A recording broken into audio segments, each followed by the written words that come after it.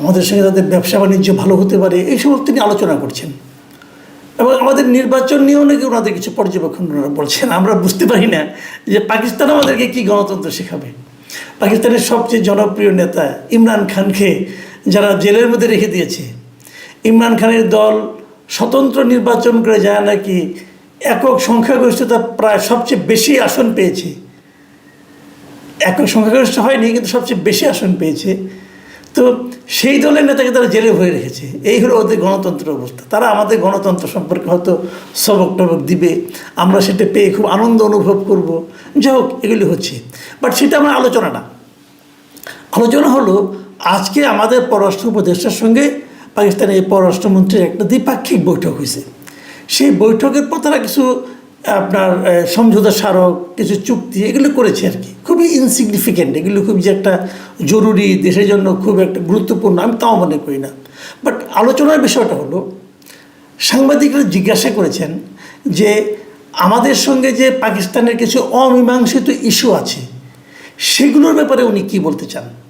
তো সেখানে ইসাকদার একটা কথা বলেছেন যে কোনো অমীমাংসিত ইস্যু যেগুলো ছিল সেগুলো দুবার এগুলোর সমাধান হয়ে গেছে, 2 বার সমাধান হয়ে গেছে। কিন্তু 71-এর গণহত্যা, ক্ষমা চাওয়া, এই সমস্ত বিষয় নিয়ে নাকি 2 বার আমাদের সঙ্গে তাদের সমাধান হয়ে গেছে।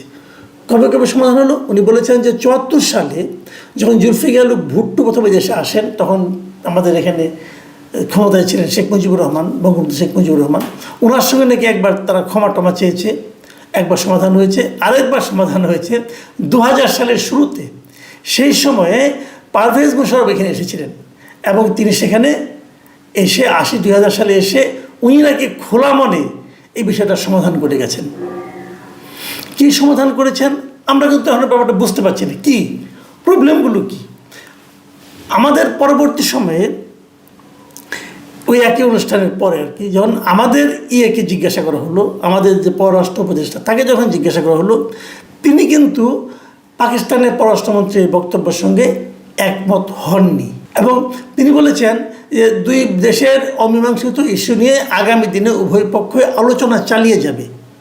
মানে কোনো সমাধান হয়েছে এটা উনি বলেননি, বরং উনি বলেছেন যে 3টা বিষয় নিয়ে আমাদের মধ্যে অমীমাংসিত রয়ে গেছে, যে 3টা বিষয়, সেগুলো নিয়ে আমরা উভয় পক্ষে বলেছি এগুলো আমাদের সমাধান করতে হবে। দেখুন, একটাই মিটিং, এক জায়গায় আলোচনা, এবং সেই আলোচনার পর ওদের পররাষ্ট্রমন্ত্রী বলল সমাধান হয়ে গেছে আগেই। যেহেতু আগেই সমাধান হয়েছে, নিশ্চয়ই এবার কোনো আলাপ হয় নাই। কিন্তু আমাদের পররাষ্ট্র সচিব বলছে এটা নিয়ে আমরা দুপক্ষে আলোচনা করেছি এবং বলছি সমাধান করতে হবে। একই ঘটনা, কিন্তু দুজন দু কথা বলছেন। অর্থটা কি? অর্থটা হলো, আমরা যেটা বুঝতে পারি, আমাদের পররাষ্ট্র সচিব আমাদের সাংবাদিকদেরকে একটা সান্ত্বনা বাণী শোনাচ্ছেন যে সমাধান হবে, আলোচনা হবে, আর ওরা বলছে সমাধান হয়েছে, মানে ওরা কোনো আলোচনাই করবে না।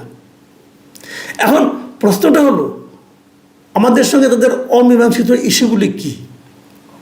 3টা ইস্যু নিয়ে আমরা আলোচনা করছি। 3টা ইস্যু আমরা বলছি তারা এগুলি কোনো গুরুত্বই দিচ্ছে না। 1 নম্বর ইস্যু হলো ক্ষতিপূরণের ইস্যু। আমাদের সঙ্গে তাদের ক্ষতিপূরণের একটা ব্যাপার আছে। তারা 71 সালে আমাদের এখানে যে ক্ষতিগুলো করেছে, আমাদের হত্যাযজ্ঞ চালিয়েছে, ধ্বংস করেছে আমাদের এখানে অনেক কিছু, আমাদের অর্থনীতির যে বিশাল ক্ষতি করেছে, সেগুলোর একটা হিসাব নিকাশের পর আমরা একটা ক্ষতিপূরণ পেতে পারি। এটা একটা আন্তর্জাতিক আইনের মাধ্যমেই পেতে পারি।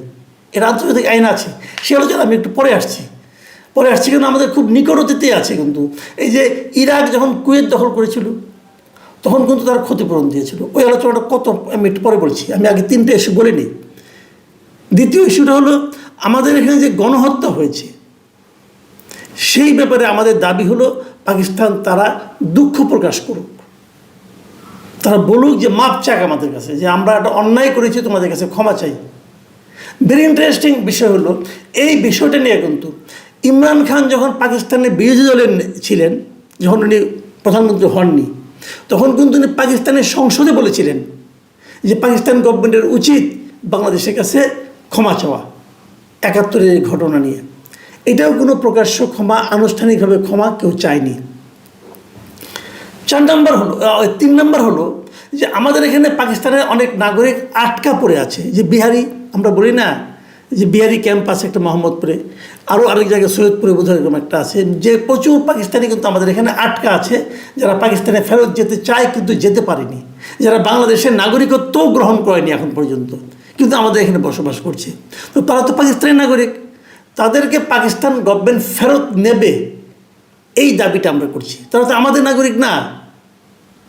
তো এই ফেরত নেওয়ার দাবিটা আমরা করছি। এটা নিয়েও কোনো আলোচনা এখন পর্যন্ত হয়েছে কি না, কোনো ডেভেলপমেন্ট আছে কি না, এগুলো নিয়ে কোনো আলোচনা হয়নি। এই তিনটা হলো আমাদের সঙ্গে তাদের অমীমাংসিত বিষয়। এখন এই ইসাকদার বলছেন সমাধান নাকি হয়ে গেছে। কবে হলো? যদি সমাধান হয়ে থাকে তাহলে এই নাগরিক যারা পাকিস্তানে আটকা আছে এদের কী হবে? এদেরকে নিচ্ছেন না কেন আপনি? আচ্ছা, আমি এখন বরং ওই প্রথম পয়েন্টটায় আসি, যে ক্ষতিপূরণের ইস্যুটা।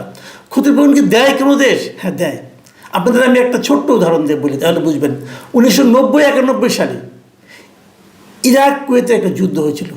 সেই যুদ্ধে ইরাক কিন্তু কুয়েতকে দখল করে ফেলেছিল অনেকটা জায়গায়, এবং তারপর কিন্তু সেই যুদ্ধ তাদেরকে সরে যেতে হয়েছিল। ওটা নিয়ে পরে মধ্যপ্রাচ্যে বিশাল একটা যুদ্ধ কিন্তু হয়েছিল। সেই যুদ্ধে কুয়েতের অনেক ক্ষতি হয়েছিল। কুয়েতকে ক্ষতিপূরণ ইরাককে দিতে হয়েছিল। কত ক্ষতিপূরণ দিতে হয়েছিল? $52.4 বিলিয়ন। $52.4 বিলিয়ন ক্ষতিপূরণ ইরাককে দিতে হয়েছিল কুয়েতকে, এবং সেটা তারা তাদের তেল বিক্রি করে ধাপে ধাপে দিয়েছে। ইরাক কিন্তু এর মধ্যে যুদ্ধ বিধ্বস্ত দেশ হয়ে গিয়েছিল, আগের অবস্থা ইরাকের ছিল না, কিন্তু তারপরেও তাদের সেই ক্ষতিপূরণ দিতে তারা বাধ্য হয়েছিল, এবং 2022 সালের ফেব্রুয়ারিতে এসে তাদের সেই ক্ষতিপূরণ দেওয়াটা সমাপ্ত হয়েছিল, এবং সেই ক্ষতিপূরণ তাদেরকে দিতে হয়েছিল জাতিসংঘের মাধ্যমে। সেই 80 সালে যুদ্ধ হয়েছে, কিন্তু 90 সালে যুদ্ধ হয়েছে। 90 থেকে শুরু করে ধাপে ধাপে দিতে দিতে 2022 সালে এসে তারা সেই ক্ষতিপূরণটা সমাপ্ত করতে পেরেছে। মানে 32 বছর লেগেছে ক্ষতিপূরণটা দেওয়া। আর বাংলাদেশের সঙ্গে ক্ষতি কত হয়েছিল আমরা যদি ওই সময়টা হিসাব করি, ইরানের ক্ষতি হিসাবে জাতিসংঘ করেছিল। তো আমরা জাতিসংঘকে আহ্বান করলেই পারি, তারা দেখুক কত ক্ষতি হয়েছিল। কিন্তু আমাদের একটা হিসাব আছে। বঙ্গবন্ধু যখন দায়িত্বে ছিলেন স্বাধীনতার পর, তখন উনি একটা ক্ষতির হিসাব করেছিলেন। উনি মানে কি, উনি আমাদের যারা এক্সপার্ট ছিল তাদেরকে দিয়ে একটা ক্ষতির হিসাব উনি করিয়েছিলেন। সেই ক্ষতির পরিমাণটা ছিল $30 বিলিয়ন সমপরিমাণ। $30 বিলিয়ন সমপরিমাণ। এবং সেই ক্ষতি আমি যদি ওই 1972-এর ওই সময়ের যে ক্ষতিটা $30 বিলিয়ন, সেটাকে যদি আজকের হিসাবে করি, এই যে মুদ্রাস্ফীতি, তারপরে সুদ, এই সবগুলো মিলিয়ে যদি ধরি, তাহলে সেটা দাঁড়ায় $400 থেকে $500 বিলিয়ন।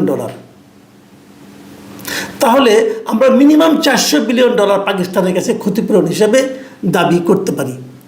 এবং যদি পাকিস্তান বলে না এত টাকা ক্ষতি হয় নাই, তো ঠিক আছে, তাহলে আপনি জাতিসংঘের কাছে যান, জাতিসংঘে একটা নিরপেক্ষ তদন্ত করুক, নিরপেক্ষ হিসাব করুক, করে বলুক কত টাকা ক্ষতি হয়েছে। কিন্তু আপনি তো ক্ষতি করেছেন, আমার ক্ষতি করেননি। আমার এখানে আপনার সেতু ভাঙছেন, রেল লাইন, বিদ্যুৎ কেন্দ্র, শিল্প কারখানাকে সব আপনি ধ্বংস করে দিয়েছেন। 9 মাসের যুদ্ধে আপনি তো কিছুই রাখেননি। আপনাদের যুদ্ধের সময় তো পাকিস্তানরা তো এই দেশে একটা পোড়া মাটির ফর্মুলা নিয়েছিল, যে খালি পোড়া মাটি থাকবে, সব আগুন দিয়ে জ্বালিয়ে দেবে। আপনারা তো এই ফর্মুলা যুদ্ধ করেছেন, তাহলে ক্ষতিপূরণ দেবেন না? প্রয়োজনে জাতিসংঘের মাধ্যমে যান, কিন্তু ক্ষতিপূরণ ভাই দিতে হবে। আর আপনি মুখে মুখে বলবেন যে সব মীমাংসা হয়ে গেছে আর এখানে আদর আপ্যায়ন নিয়ে আপনি চলে যাবেন, ভাই এটা হবে না, এটা রিয়েলিটি। এখন যদি ওই যে আবার এখন আমাদের দেশে নতুন নতুন কিছু বুদ্ধিজীবী গজিয়েছে, বিদেশ থেকে বসে বসে ইউটিউবে থিওরি দেয়, বলে যে না এখানে কোনো ক্ষতিই হয় নাই, লোক শরণার্থী হিসেবে ইন্ডিয়াতেও যায় নাই, মাত্র 2000 লোক মারা গেছে। যদি ওইটা ধরেন তাহলে ক্ষতিপূরণ কমে যাবে, কিন্তু ওটা ধরা বড় কঠিন হবে। এই মাঝখানে একজন আমাকে বলছিলেন, একটু রসিকতা করে বলছিলেন, যখন ওই ভদ্রলোক বিদেশ থেকে থিওরি দিলেন যে 2000 লোক মাত্র মারা গেছে আমাদের এই যুদ্ধে, মুক্তিযুদ্ধে, তখন এক ভদ্রলোক বলছিলেন যে 2000 লোক যদি মারা যায় থাকে, 90,000 পাকিস্তানের সেনাবাহিনী এখানে ছিল, আর 90,000 প্রশিক্ষিত সেনাবাহিনী আধুনিক অস্ত্রশস্ত্র নিয়ে যদি মাত্র 2000 লোক মারা যেয়ে থাকে, তাহলে তো বলতে হবে তাদের জ্বালানি তেলের দামই তো হয় নাই, উঠে নাই। তখন বরং পাকিস্তান আমাদের কাছে ক্ষতিপূরণ চাইতে পারে, যে আমাদের 90,000 লোক ওখানে পাঠাইলাম, এত খরচ করলাম, তারপরে মাত্র 2000-এর বেশি লোক আমরা মারতেও পারি নাই, তোমরাই বরং আমাদের ক্ষতিপূরণ দাও।